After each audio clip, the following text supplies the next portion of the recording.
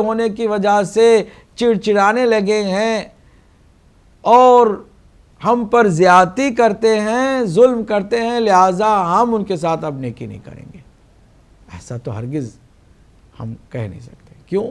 اس لیے کہ فیصلہ اٹل ہے. ہر حالت، ہر صورت میں والدین کے ساتھ نیکی کرنے کا حکم ہے. اما یبلغن عندک الکبر احدہما او کلاہما، اگر تمہارے ساتھ والدین رہتے ہیں، ایک یا دونوں، اور بوڑھے ہو چکے ہیں. جب انسان بوڑھا ہو جاتا ہے تو وہ بچوں جیسا ہو جاتا ہے، اور انفیکٹ بچوں کو سنبھالنا آسان ہوتا ہے، بوڑھوں کو سنبھالنا مشکل ہو جاتا ہے. اللہ سبحانہ وتعالیٰ یہ فرما رہا ہے کہ اگر بزرگ ہو گئے تمہارے ماں باپ، دونوں یا ان میں سے ایک تمہارے ساتھ رہنے لگے اور بزرگ ہو گئے اور چڑچڑانے بھی لگے، فَلَا تَقُلْ لَهُمَا اُفٍّ، ان کے کسی بات پر برس جانے پر، ناراض ہونے، سختی برتنے، ایذا پہنچانے پر بھی تمہیں اف نہیں کرنا ہے. عجیب حکم ہے اللہ سبحانہ وتعالیٰ کا، یہ فیصلہ ہے. فَلَا تَقُلْ لَهُمَا اُفٍّ، تم اف تک نہیں کہہ سکتے. انسان صبر کر کے، کسی غصے کو پی کر کے، اس صبر کی منزل میں کسی موڑ پر صبر کے پیمانے کو لبریز نہ کر کے بھی صرف تھوڑا بہت ادنا سا اظہار اپنے صبر و ضبط کا کرتا ہے تو اسے اف کے ذریعے سے کرتا ہے. اف کرتا ہے یعنی بہت برداشت کر لیا میں نے، بہت صبر کیا، تحمل کی انتہا کی، پھر بھی میں کچھ نہیں بول رہا ہوں، صرف برداشت کی اس انتہا کے اظہار کے طور پر اف کہہ رہا ہوں. اور اللہ کہتا ہے یہ بھی آپ کو زیب نہیں دیتا، آپ کو نہیں کرنا ہے، کسی کو نہیں کرنا.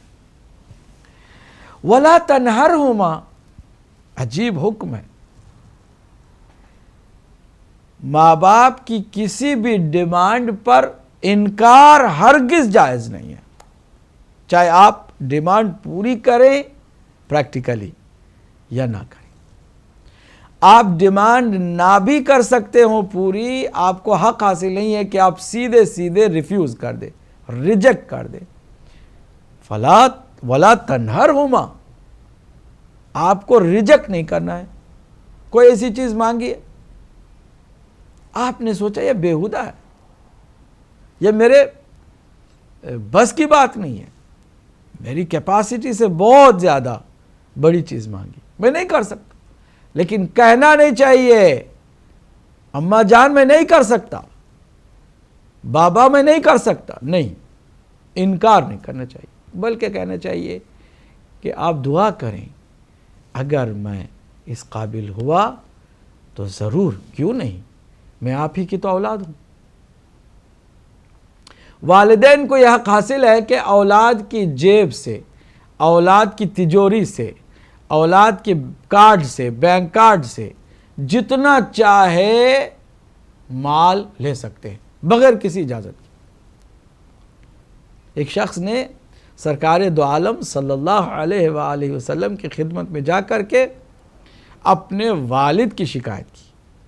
یا رسول اللہ، بہت ہیں تو اچھے والد، میں بھی ان کا احترام کرتا ہوں، حکم ہے آپ کا بھی اور اللہ کا بھی، میں ان کے ساتھ نیکی بھی کرتا ہوں، لیکن مسئلہ یہ ہے کہ بغیر مجھ سے پوچھے وہ میری جیب سے یا میرے کسی الماری سے پیسے اٹھا لیتے ہیں، اور یہ اچھی بات نہیں ہے. میں نے منع کیا، وہ کہتے ہیں کہ تم بھی میرے ہو، تمہارا مال بھی میرا ہے. کیا میں اپنی اس سوچ میں بجا ہوں کہ ان کو ایسا نہیں کرنا چاہیے، اور اگر میری بات نہیں سنتے ہیں تو آپ اگر ارشاد فرما دیں، روک دیں، سرکار دو عالم نے مسکرا کے فرمایا کہ وہ ٹھیک تو کہتے ہیں، وہ ٹھیک ہی تو کہتے ہیں کہ انت و مالک لابیک، تم اور تمہارے مال، تمہارا مال تمہارے والد کے لیے ہے، تمہاری والدہ کے لیے ہے، ان کو یہ حق حاصل ہے، لیکن اس کا برعکس جائز نہیں ہے۔ کیا مطلب اولاد کو حق حاصل نہیں ہے کہ ماں باپ کی اجازت کے بغیر ماں باپ کی کوئی چیز اٹھائیں، نہ جیب سے، نہ تجوری سے، نہ کسی اور جگہ سے۔ کیوں؟ اگر ماں باپ کو یہ حق حاصل ہے تو اولاد کو کیوں حاصل نہیں ہے؟ جواب واضح ہے، کیونکہ سارے بچوں کے ماں باپ وہی ہیں، سارے بچوں پر پورا ان کا حق ہے اور ان کا احسان ہے، لیکن بچوں میں سے کسی ایک نے ایسا کیا تو اس نے خالی ماں باپ ہی کے حق میں اور ان کے مال میں ڈاکہ نہیں ڈالا، بلکہ دیگر اپنے بھائی بہنوں کے حق میں بھی اس نے خیانت کی۔ لہذا بچوں کو حق حاصل نہیں ہے کہ والدین کی جیب سے بغیر ان کی اجازت سے کوئی پیسہ نکالے، لیکن والدین کو اس بات کی اجازت ہے کہ وہ اولاد کے جیب سے اور اس کی تجوری سے جتنا چاہے وہ نکالے۔ اس کا مطلب یہ بھی نہیں ہے کہ جو ماں باپ نعوذ باللہ من ذالک اللہ اور اس کے رسول کی اطاعت نہیں کرتے ہیں اور گناہ کرتے ہیں اور لالچ میں آ کر کے اولاد کو لوٹتے ہیں، ان کے لیے جائز ہو۔ والدین کا یہ جو حق ہے وہ اولاد کو چپ کرانے کے لیے تو ہے، لیکن اللہ سبحانہ تعالیٰ تو والدین پر بھی احسان کرتا ہے اور احسان رکھتا ہے، لہذا اللہ سبحانہ تعالیٰ ضرور مواخذہ کرے گا ان والدین کا کہ جو بے جا، ناجائز اور لالچ کی بنیاد پر بچوں کو لوٹتے ہیں۔ یہ تو ان کو بھی سوچنا چاہیے، لیکن شریعت مقدس نے یہ اولاد کو سمجھایا ہے کہ والدین کو بہرحال حق حاصل ہوتا ہے۔ اب ذرا قرآن مجید کے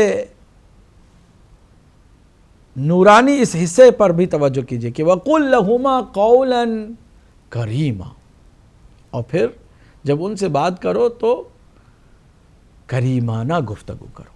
قول کریم، قول کریم کیا ہے؟ روایت میں آیا ہے، فرزند رسول حضرت امام جعفر صادق علیہ السلام سے کسی نے پوچھا کہ یہ قول کریم کیا ہے کہ ہم والدین کے ساتھ گفتگو کریں تو کریمانہ گفتگو کریں؟ فرمایا کہ جب وہ تم پر بے جا غصہ ہوں، ناراض ہوں، سختی کریں تو اس کے بدلے میں ہاتھوں کو اٹھا کر یہ دعا کرنا کہ پروردگار میرے والدین ہیں یہ، ان کو تو معاف کر دے، ان کی اس کسی بھی ایذا کو یا کسی بھی ان کے اس عمل کو اپنی پکڑ میں نہ لے، اس کا مواخذہ نہ فرما، بلکہ انہیں بخش دے۔ یہ جو بخشش کی دعا اولاد والدین کی زیادتی پر کرتی ہے، وہ دعا حقیقت میں قول کریم ہے۔ اب جو 24ویں آیت ہے سورہ اسراء اور سورہ بنی اسرائیل کی، وہ بھی بڑی نورانی آیت ہے۔ وَاخْفِضْ لَهُمَا جَنَاحَ الذُّلِّ مِنَ الرَّحْمَةِ، مہربانی اور رحمت کے ساتھ اپنے کاندھوں کو ان کے سامنے جھکا دو۔ یہاں پر سجدے کا حکم نہیں ہے کہ تم اپنے والدین کا سجدہ کرو، نہیں، بلکہ والدین کے سامنے کاندھوں کو جھکا دینے اور اپنے وجود کو ان کے سامنے خم کر دینے کا حکم ہے۔ حکم ہے کہ جب والدین کے ساتھ چلو بھی تو ایک قدم تمہارا والدین سے آگے نہ جائے۔ امام زین العابدین علیہ الصلاۃ والسلام اپنی والدہ مطہرہ کے ساتھ بیٹھ کے ایک دسترخوان پہ کھانا نہیں کھاتے تھے۔ کسی نے پوچھا یا ابن رسول اللہ آپ ایسا کیوں کرتے ہیں؟ فرمایا اس لیے کہ میں نہیں چاہتا کہ والدہ کے ساتھ بیٹھوں کھانا کھانے میں ایک دسترخوان پر تو کہیں کسی ایک معمولی سی چوک کی وجہ سے لقمہ میری والدہ سے پہلے نہ میں اٹھا لوں، کیونکہ والدہ ہے، اس کا احترام اور اس کی تعظیم اس قدر اہم ہے کہ لقمہ کھاتے ہوئے بھی میں نہیں چاہتا کہ والدہ سے پہلے کوئی لقمہ میں اٹھا لوں، اس لیے میں ساتھ میں کھانے کی جسارت نہیں کرتا۔ اس تعلیم سے اس وقت دنیا میں جتنے بھی سننے والے ہدایت ٹی وی کو دیکھنے والے دیکھ رہے ہیں، سبق لیں اور والدین کے احترام میں جتنا ممکن ہو کوشاں رہیں۔ لوگ چلاتے ہیں جب بات کرتے ہیں، کچھ بچے والدین کے ساتھ اچھا بیہیو نہیں کرتے، اونچا بولتے ہیں یا چڑچڑا کر بات کرتے ہیں، غصے میں آ کے بات کرتے ہیں۔ اللہ فرماتا ہے وَاخْفِضْ لَهُمَا جَنَاحَ، فرماتا ہے تم اپنے کاندھوں کو جھکا دو، جناح الذل من الرحمہ، جیسے کوئی غلام اپنے آقا کے سامنے نظروں کو نیچے کر کے کاندھوں کو نیچے کر کے بات کرتا ہے، ویسے تم اپنے والدین کے ساتھ گفتگو کرو۔ وَقُلْ رَبِّ ارْحَمْهُمَا كَمَا رَبَّيَانِي صَغِيرًا، اور پھر کہو کہ اے میرے پروردگار ان پر تو رحم فرما جس طرح سے انہوں نے بچپن میں مجھ پر رحم کیا۔ ذرا سوچئے تو صحیح، ایک نیو بورن بیبی کہ جو ایک گوشت کے لوتھڑے کے سوا کچھ نہیں ہے، اگر ماں اور باپ اس کی دیکھ ریکھ نہ کرتے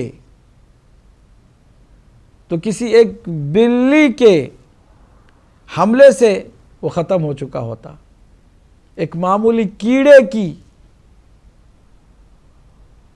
مختصر سی ڈنگ سے ختم ہو چکا ہوتا، ہوائیں چلتی اس کی موت ہو جاتی،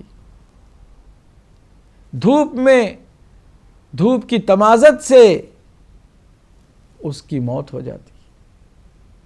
کس نے بچایا، کس نے سنبھالا، کس نے راتوں کو جاگ جاگ کر کے ہماری پرورش کی، کس نے خود جاگ کر کے ہماری نیند کا اہتمام کیا، کس کو ہم سے زیادہ ہماری فکر تھی، کس کو ہماری اپنی مستقبل سے زیادہ اور کسی چیز کی فکر نہیں تھی، ہماری حیات سے زیادہ، ہماری صحت اور زندگی سے زیادہ انہیں کسی اور چیز کی فکر نہیں تھی۔ خاص کر آج کی یہ مجلس ایک والدہ کے لیے ہے نا۔ ہمیں بتایا آنٹی نجمہ رضا مرزا نے کہ جب سے ان کی والدہ کا انتقال ہوا ہے ان کا جی نہیں کرتا وطن جانے کو، ایسا لگتا ہے جیسے سب کچھ ختم ہو چکا ہے، ظاہر سی بات ہے ماں جو ہے وہ جڑ ہوتی ہے، ماں ہوتی ہے اصل۔ ذرا کوئی جڑ کے بارے میں تو جانے کہ جڑ ہوتی کیا ہے۔ جڑ ہوتی ہے خود کو، اپنے وجود کو مٹی میں ملانے والی، تاکہ درخت پروان چڑھے۔ ماں بھی کچھ ایسے ہوتی ہے، اپنے وجود کو مٹی میں ملا دیتی ہے تاکہ اولاد پروان چڑھے۔ اسی لیے ماں کو ماں کہا جاتا ہے، عربی میں کہتے ام۔ جا کے ڈکشنری دیکھیے کسے کہتے ہیں؟ جڑ کو کہتے ہیں، جڑ، اصل۔ جڑ کی یہ خاصیت ہے، خون جگر پلاتی ہے درخت کو۔ جتنا پانی، جتنی کھاد، جتنی انرجی جڑوں کو ملتی ہے وہ فوراً ہی بغیر اپنے لیے کچھ رکھے آگے درخت تک پہنچا دیتی ہے۔ تنے، اس کی شاخیں، اس کے پھل، اس کے پھول، سب مرہون منت ہیں اس جڑ کے۔ جڑ کھوکھلی ہو جائے سارا درخت کھوکھلا ہو جاتا ہے، اگر جڑ خراب ہو جائے سارا درخت خراب ہو جاتا ہے۔ کوئی پھل نہیں، کوئی پھول نہیں، کوئی پتا نہیں، کوئی تازگی نہیں، کوئی شادابی نہیں، کوئی نمو نہیں، کوئی اس کے اندر ترقی و تعالی نہیں، کوئی حرکت نہیں اگر جڑ خراب ہو جائے۔ جڑ اتنی امپورٹنٹ ہوتی ہے۔ اب اگر کسی کی ماں مر جاتی ہے نا تو پھر واقعاً بھی اسے لگتا ہے کہ اس کا سب کچھ کھو گیا ہے۔ جڑ جیسے ماں ہوتی ہے،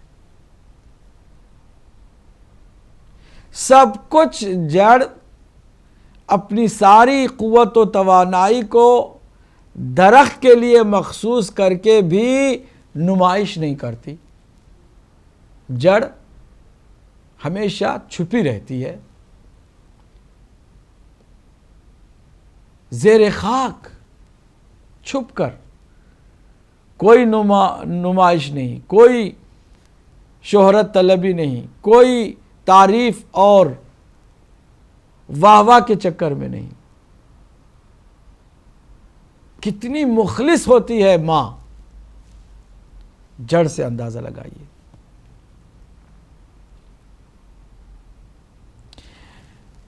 جڑ کی ایک اور خاصیت ہے، جڑ درخت کی تمام ٹہنیوں،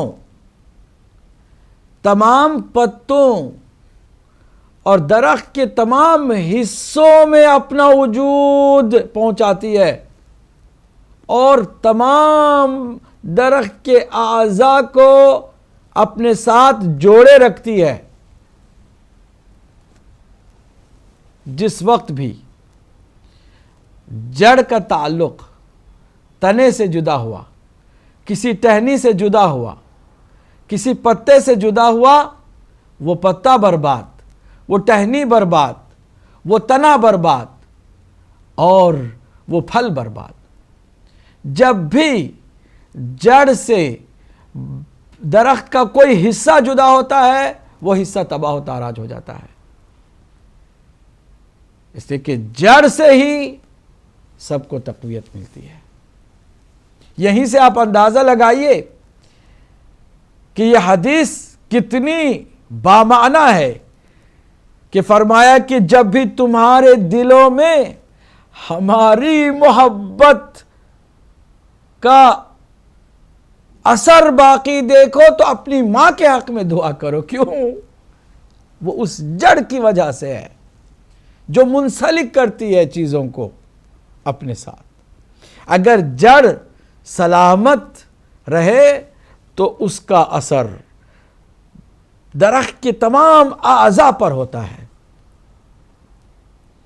اور پھر ہر ایک حصہ درخت کا سرخرو ہوتا ہے، شاداب و تنومند و تازہ ہوتا ہے۔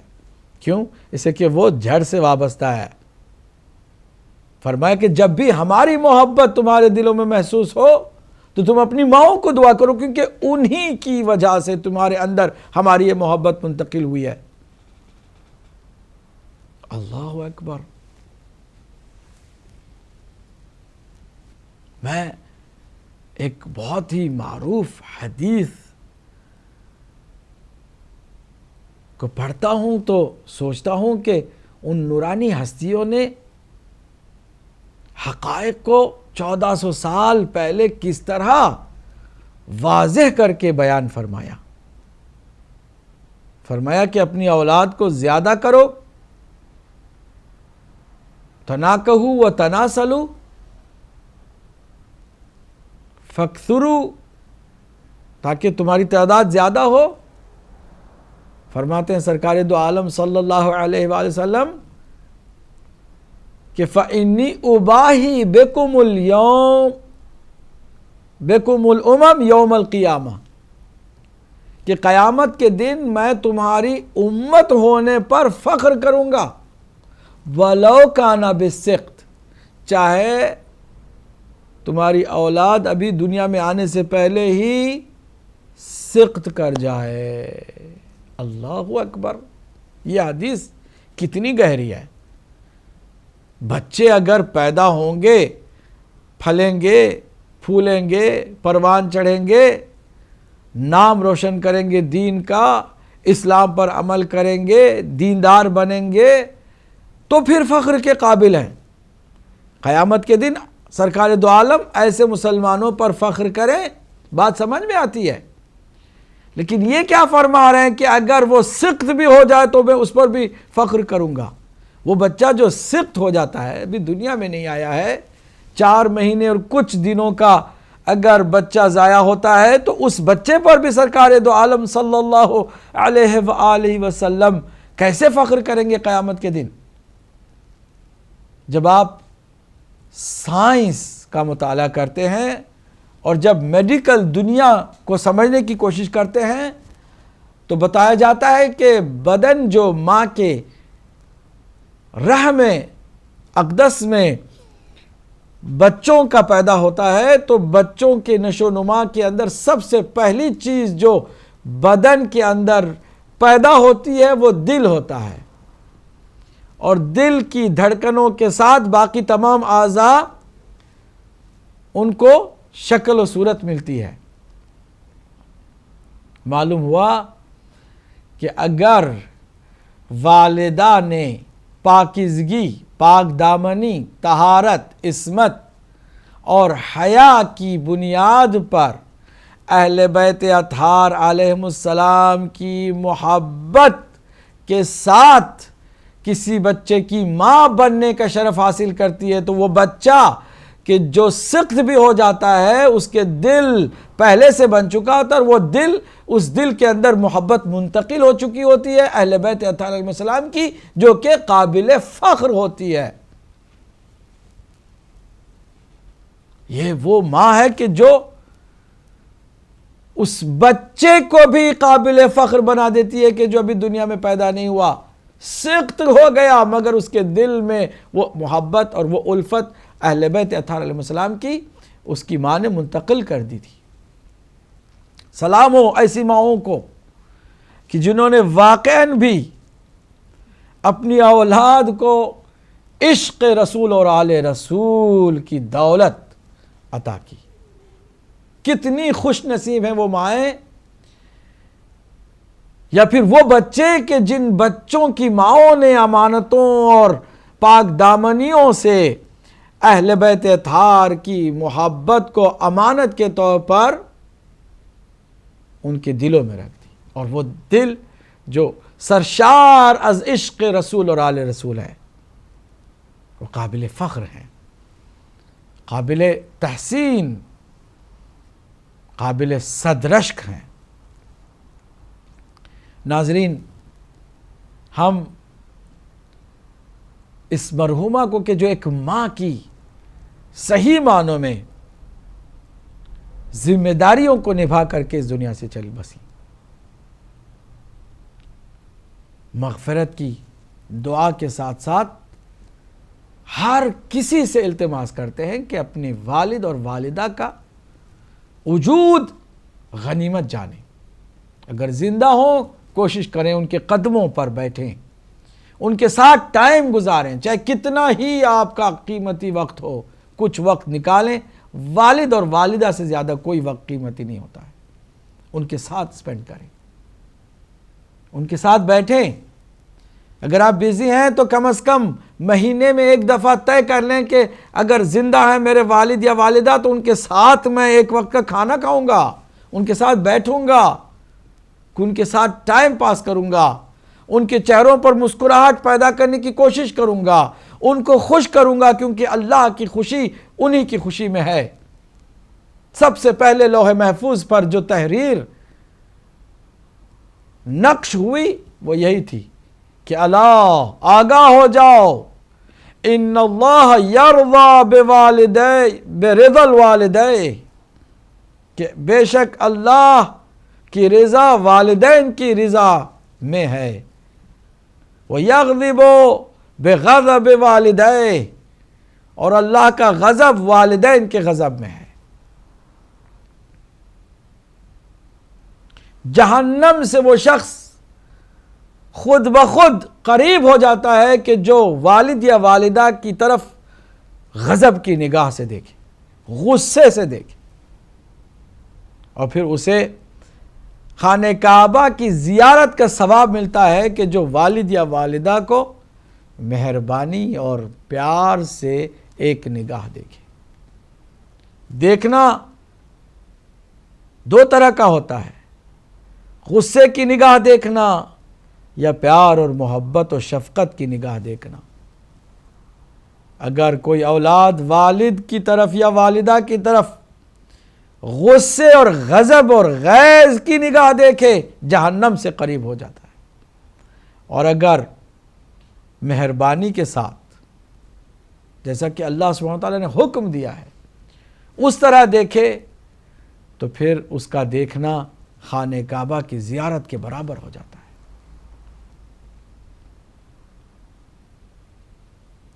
عزیزو، اس پرآشوب زمانے میں، اس خود غرضی کے ماحول میں، سیلفش لائف اور سیلفش میٹریلسٹک ورلڈ میں اگر ہم والدین کا خیال رکھیں گے اللہ کا کرم ہمارے شامل حال ہوگا، اللہ کی عنایتیں ہمارے ساتھ ہوں۔ ایک شخص آخری لمحات میں سکرات کی سخت ترین مشکلات سے دوچار ہوا، اتنا کہ سارے گھر والے اکتا گئے تھے اور اس کے تڑپنے سے اوب گئے تھے کہ آخر کب اس کو موت آئے گی کہ چھٹکارا ملے، خود اس کو بھی اور اس کے عزیزوں اور رشتہ داروں کو بھی۔ بڑی سکرات کی مشکل میں پڑا انسان، لمحہ بلمحہ مشکلات سے جوجھ رہا تھا۔ ایسے میں اس کے بیٹے نے جا کر کے سرکار دو عالم صلی اللہ علیہ وآلہ وسلم کی خدمت میں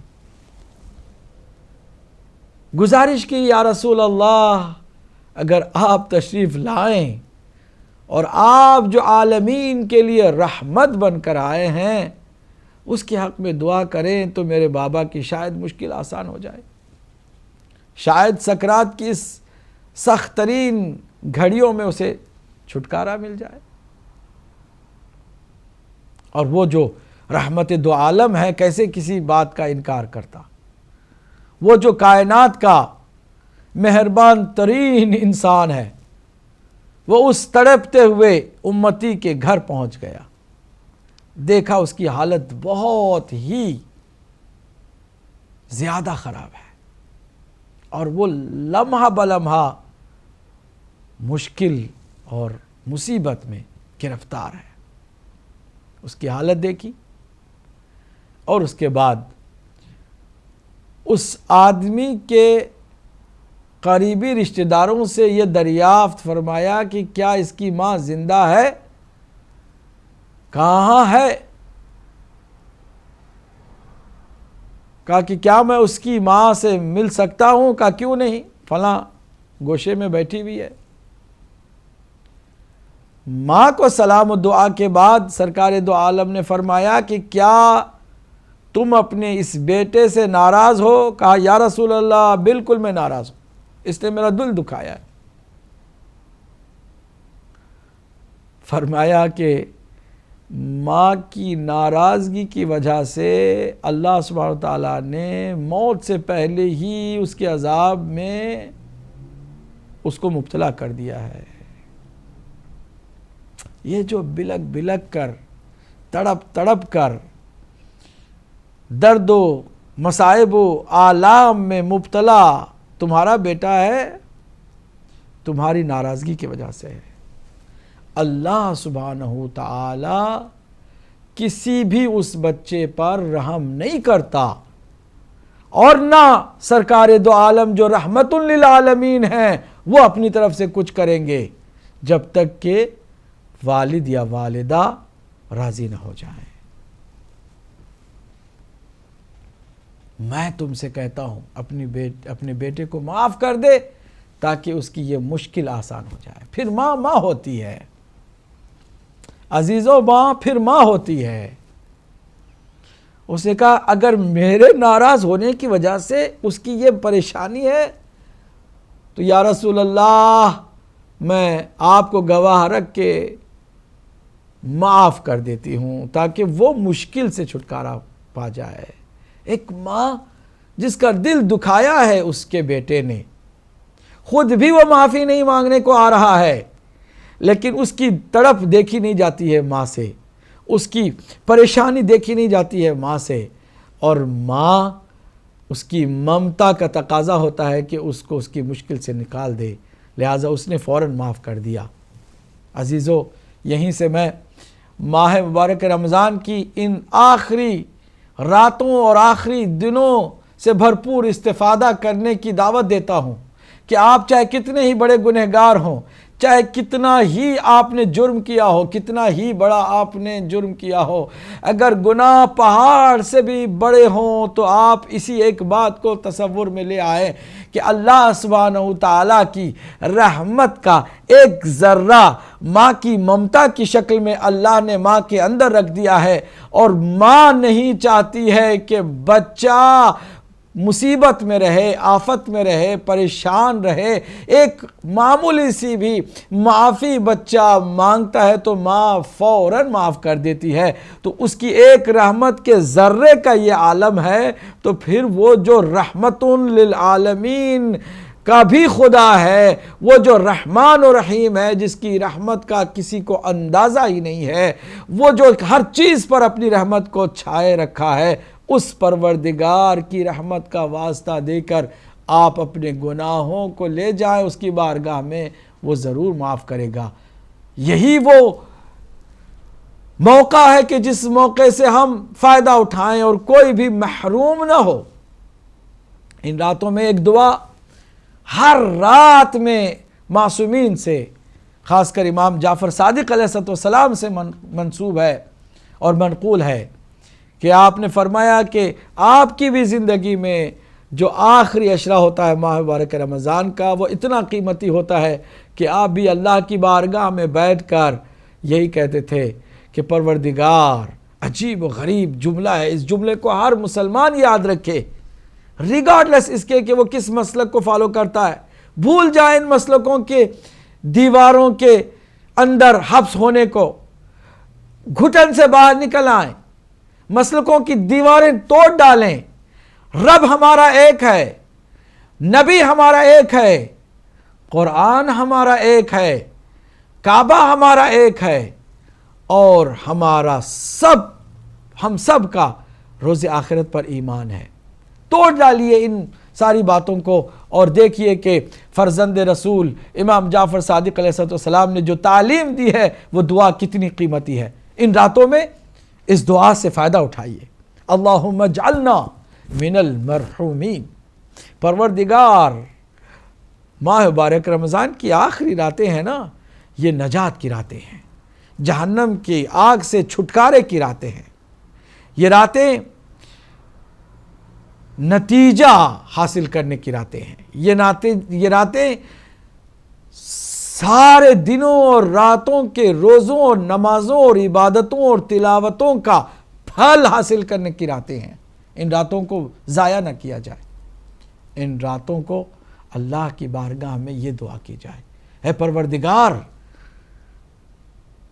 ہم کو تو مرحومین میں شمار کر، جن پر تیری رحمت آ گئی، جو تیری رحمت کے شامل حال ہو گیا، جو تیری بارگاہ سے رحمت کا کچھ حصہ اٹھا لے جانے میں کامیاب ہو گیا، ان مرحومین میں ہمارا شمار کر دے۔ وَلَا تَجْعَلْنَا مِنَ الْمَرْحُومِينَ، اور پروردگار تو ہمیں تیری رحمت سے محروم لوگوں میں شامل نہ کرنا، جو تیری رحمت سے محروم ہو گئے، جن کو کچھ نہیں ملا۔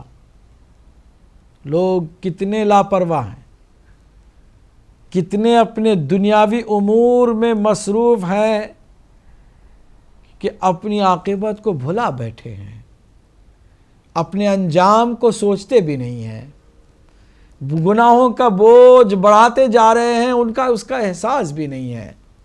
گدھے کو بھی بوجھ زیادہ ہوتا ہے تو اس کا احساس ہو جاتا ہے۔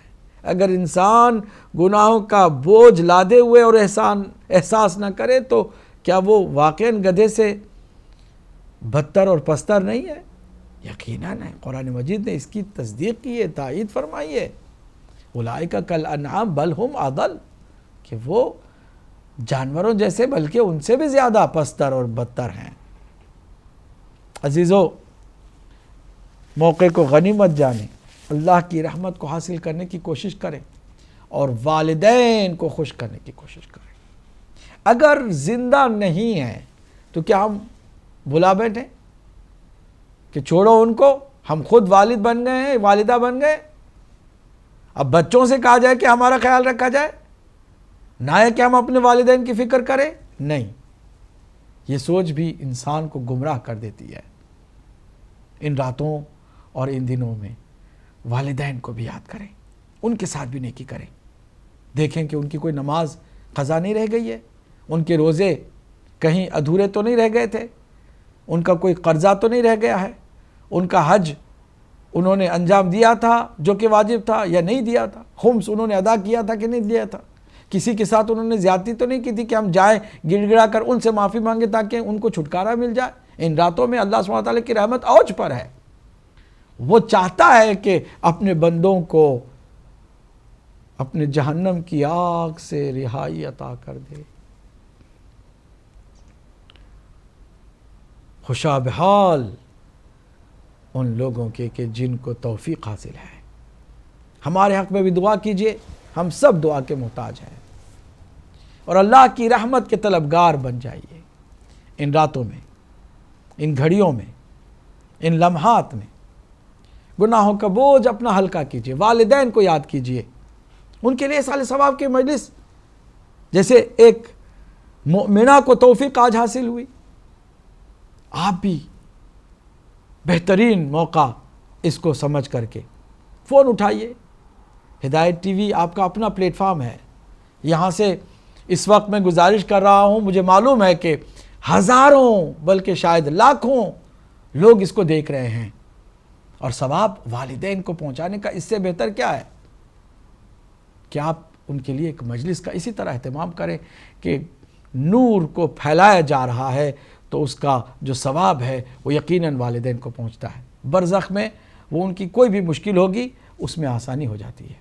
یاد رکھیے کہ اگر ایک بچہ بسم اللہ الرحمن الرحیم، اللہ سبحانہ وتعالیٰ کا نام رحمان اور رحیم دو عظیم ناموں کے ساتھ لیتا ہے تو اللہ سبحانہ وتعالیٰ کی رحمت کو جوش آ جاتا ہے کہ میں کیسے اب اس بچے کے باپ پر عذاب کروں کہ جس بچے کی زبان پر میرا نام رحمان آ چکا ہے، میرا نام رحیم آ چکا ہے، میں کیسے اس پر عذاب کروں گا؟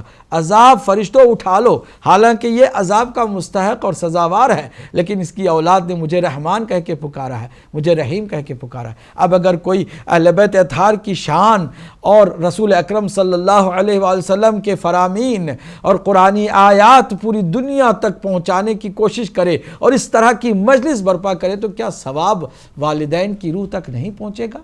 کیا کسی کو اس بات پر شک ہونا چاہیے؟ ہرگز نہیں۔ میں اپنی بات کو سمیٹ رہا ہوں۔ عزیزو، جہاں پر بھی ہو کوشش کرو کہ ثواب اپنے لیے بھی اور اپنے والدین کے لیے بھی اکٹھا کرو۔ وقت ہے ذخیرے کا۔ دیکھیں نا، جب کوئی فصل تیار ہوتی ہے تو اس کے بعد اس کو اجاڑا نہیں جاتا ہے، بلکہ اس کو اچھے طریقے سے محنت کر کے اس فصل کی صحیح معنوں میں بھرپور تحصیل کی جاتی ہے، اس کو کاٹا جاتا ہے، اس کو لے کر کے اس کو صحیح معنوں میں استعمال کیا جاتا ہے۔ وقت آ گیا ہے اور فصل تیار ہے آپ کی عبادتوں کی اور آپ کی تلاوتوں کی اور آپ کے روزوں کی۔ ان راتوں میں آپ ضرور فصل کاٹنا نہ بھولیے اور ثواب کو اکٹھا کرنا نہ بھولیے۔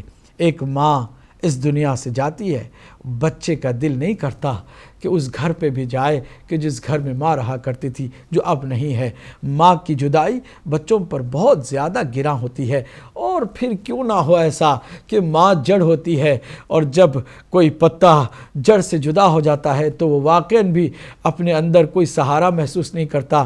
میں کہوں گا کہ ان بچوں کو ذرا پوچھو کہ جن بچوں کی ماں کوئی عام ماں نہیں تھی، کوئی معمولی ماں نہیں تھی، بلکہ وہ بچوں کی ماں خاتون جنت تھی، وہ جو سیدۃ النساء العالمین، وہ سیدہ و شہزادی کونین، وہ جو خاتون جنت ماں ہے، اس ماں کے بچوں نے جب خبر دیکھی سنی ہوگی کہ دروازے پر کسی نے آ کر کے آگ لگانے کی کوشش کی ہے، تو پھر ان بچوں کا دل کیسے سنبھلا ہوگا؟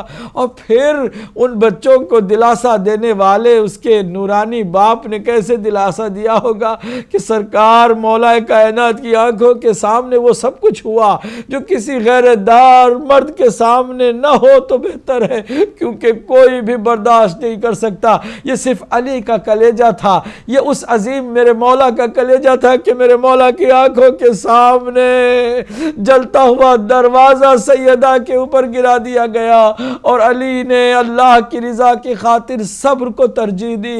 عزیزو، کیسی ماں تھی وہ؟ ایسی ماں کہ جس کا جنازہ جب تیار ہوا تو ایک بیٹے نے عجیب و غریب ضد پکڑی اور عجیب و غریب جملہ کہا۔ جب سب نے خدا حافظی کی، اس نے کہا میں ایسے اپنی ماں کو خدا حافظ نہیں کہوں گا، میں ایسے اپنے ماں کو رخصت ہونے نہیں دوں گا۔ میری ماں فخر مریم ہے اور میں عیسیٰ سے کم نہیں۔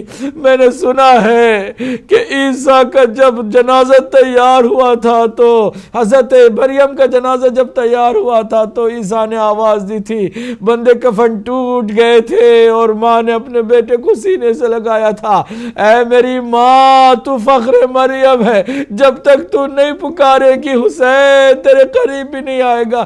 تاریخ بتاتی کہ بندے کفن ٹوٹے، سیدہ نے اپنے دونوں ہاتھ بلند کیے، آ میرے لال حسین آ جا۔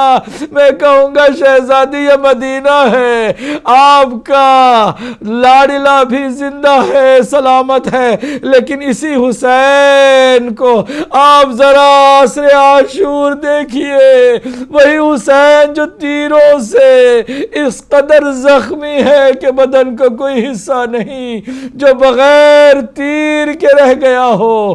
آپ نے دیکھا ہوگا سیدہ، آپ نے دیکھا ہے کہ لال حسین آپ کا کس طرح گھوڑے سے زمین کی طرف جا رہا تھا۔ ایک ایسا بھی مرحلہ آیا جس کو سید اس وقت کے امام عصر نے سلام کیا ہے، سلام ہو اس جسد اطہر پر کہ جو نہ زین پر رہا نہ زمین پر۔